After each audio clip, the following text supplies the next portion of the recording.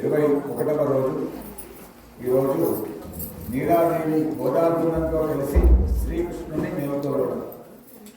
కుండలు అన్నీ నిండి పొర్లిపోయే విధంగా పాలనిచ్చే ఆవుల మందలను దండిగా సంపాదించి ప్రసిద్ధిగన్న నందగోపుని కుమారుడమైన ఓ గోపాలకృష్ణ, నిధుల మేల్కొనవయ్యా, ఆశ్రిత రక్షక, ప్రపన్నార్తి హర, వేదాతీతుడమైన ఉన్నతుడా, దివ్య తేజోరాశి, నిద్ర మేల్కొనుమా.